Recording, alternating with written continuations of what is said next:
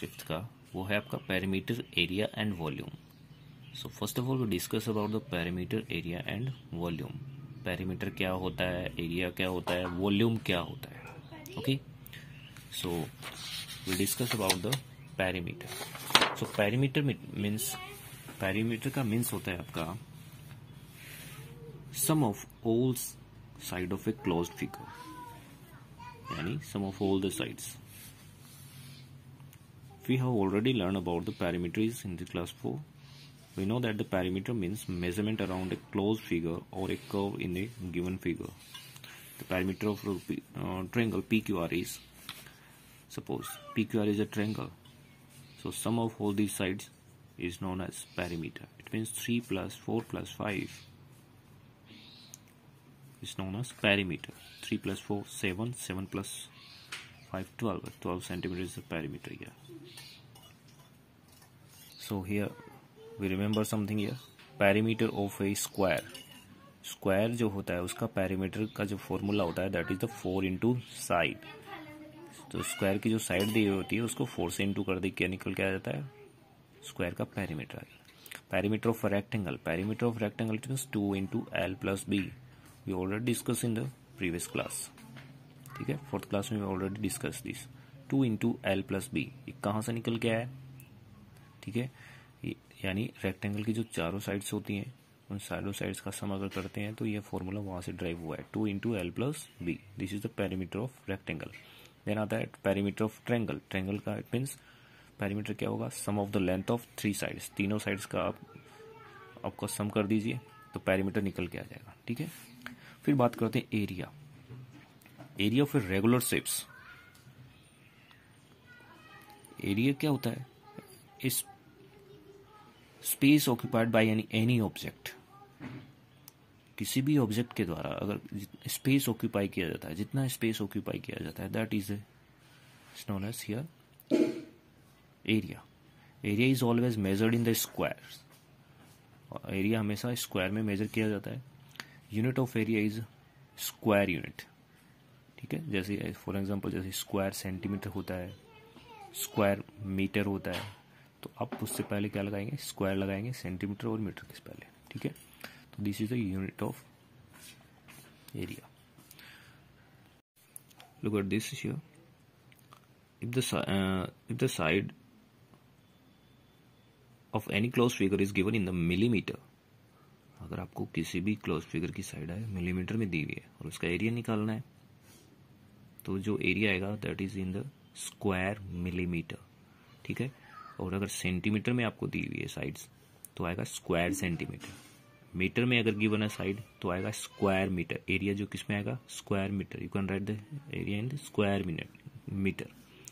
अगर किलोमीटर में साइड दी हुई है तो स्क्वायर किलोमीटर, ठीक है। तो ये अब थोड़ा सा ध्यान रखिएगा। Then conversion tables. ये देखिए कन्वर्जन टेबल का मतलब यहाँ पे क्या है, 1 सेंटीमीटर जो है वो 10 मिलीमीटर के इक्वल होता है, एवरीबडी नो। तो अब इसका हम स्क्वायर सेंटीमीटर में इसको कैसे कन्वर्ट करेंगे, तो 1 स्क्वायर मीटर यानी 1 सेंटीमीटर को 1 सेंटीमीटर से कर दीजिए, लेफ्ट हैंड को लेफ्ट हैंड से मल्टीप्लाई करना है, राइट हैंड को राइट हैंड से।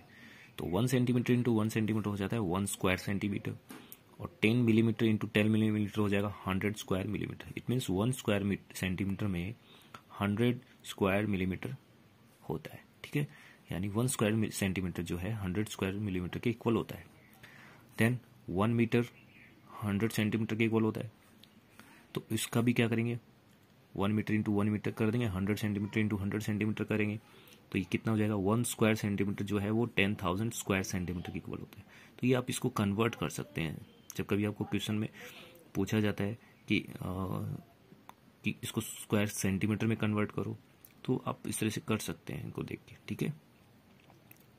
चलिए देखिए, area of irregular shapes. Irregular shapes का एरिया आप कैसे निकालेंगे, देखिए, to find the area of any shape by counting the squares on a graph paper.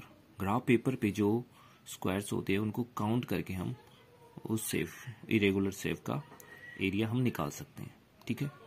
कैसे निकालते हैं, विल सी। सपोज आपको ये एक शेप दी हुई है, ठीक है, और ये एक ग्राफ पेपर दिया हुआ है। अब हमें इसका एरिया निकालना है, तो कैसे निकालेंगे? इसका एरिया निकालने के लिए जो इसमें कितने स्क्वायर्स इसमें कंप्लीटली आ रहे हैं, पहले उनको काउंट कर लेंगे, ठीक है, और फिर उनको करेंगे जो मोर देन हाफ आ रहे हैं, आधे से ज़्यादा इसमें इस क्लोज फिगर में कवर हो रहे हैं, तो उनको भी 1 में ही काउंट करते हैं। और फिर करते हैं जो हाफ हाफ के होते हैं उनको काउंट करते हैं, तो 2 अगर हाफ के अगर आते हैं तो उनको 1 काउंट करते हैं। तो इस तरह से इन सबको क्या कर देते हैं, ऐड कर देते हैं। तो हमारे पास देखिए इसका एरिया कितना आ रहा है, 119 + 16 = 135 स्क्वायर यूनिट्स। तो इस तरह से आप इस इरेगुलर शेप का भी आप एरिया निकाल सकते हैं। ये देखिए नेक्स्ट टॉपिक आता है कॉस्ट ऑफ टाइलिंग और पेंटिंग। पेंटिंग और जो टाइलिंग अगर हम करते हैं, टाइल लगाते हैं या पेंटिंग जो करते हैं, उसकी कॉस्ट अगर निकालनी है तो हम किस तरह से इसको फाइंड कर सकते हैं। To find the cost of tiling और painting, find the area and multiply it by the cost per square unit. आपको क्या करना है, कॉस्ट ऑफ टाइलिंग अगर निकालनी है तो जो भी क्लोज फिगर होगी उसका एरिया आप निकालेंगे, और एरिया निकालने के बाद क्या करेंगे, कॉस्ट पर स्क्वायर यूनिट, या जो पर स्क्वायर यूनिट की जो कॉस्ट होगी उसको उससे इस एरिया से मल्टीप्लाई कर देंगे, तो कॉस्ट ऑफ टाइलिंग आपकी आ जाएगी, ठीक है। जैसे फॉर एन एग्जांपल देखिए यहाँ पे एक क्वेश्चन दिया हुआ है, find the cost of painting और a wall of length 80 meter and the breadth 15 meter at the rate of ₹4 per square metre. तो एरिया कितना हो गया उस वॉल का, L into B, length into breath, तो 80 मीटर इंटू 15 मीटर, तो ये हो गया 1200 स्क्वायर मीटर। अब cost of painting the wall कितना रुपये लग रहा है, ₹4 पर स्क्वायर मीटर, यानी 1 स्क्वायर मीटर की कॉस्ट आपकी ₹4 है। तो जितना एरिया है उसको 4 से इंटू कर देंगे तो कितना रुपये आ जाएगा, ₹4800 आपकी उस पेंटिंग की कॉस्ट आएगी, ठीक है। तो you can find in this way. Number of BRICS और टाइल्स, अगर आपको नंबर ऑफ ब्रिक्स निकालनी है, ईंटों की संख्या निकालनी है या टाइल्स की संख्या निकालनी है, so how you can find this. तो इसके लिए एक फॉर्मूला यूज करेंगे हम। जो फॉर्मूला क्या है, number of the bricks of tiles is equal to always be area of path और वॉल, यानी उस वॉल का एरिया आप निकाल लीजिए पहले, देन डिवाइड बाय किससे करेंगे, एरिया ऑफ ए ब्रिक और टाइल, यानी उस एक ईंट का एरिया निकालिए या फिर टाइल का एरिया निकालिए, किसका, 1 ब्रिक और 1 टाइल का। अगर ब्रिक पूछता है तो ब्रिक का एरिया निकलेगा एक का, और उसको उस वॉल के एरिया से डिवाइड कर देंगे। और अगर नंबर ऑफ टाइल्स पूछता है तो एक टाइल का एरिया निकाल के उस वॉल के एरिया से डिवाइड कर देंगे। तो डिवाइड करने पे जो भी आएगा, जो क्वेश्चन आएगा, that is the number of BRICS, ठीक है। आप देख सकते हैं इस क्वेश्चन में यहाँ पे इस तरह का एक क्वेश्चन दिया हुआ है, find the number of the bricks to be laid in the square path of side 18 centimetre if the side of the each square brick is 3 centimetre.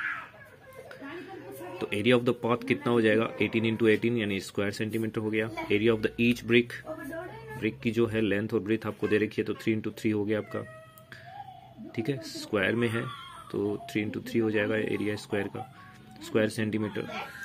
अब देखिए रिक्वायर्ड नंबर ऑफ ब्रिक्स, कितनी BRICS की जरूरत पड़ेगी, तो area of path divide by area of each brick, तो 18 into 18 हो जाएगा डिवाइड बाय 3 इंटू 3 हो गया, तो ये 36 आपका ब्रिक्स की संख्या आ गई। Okay, you can find this way.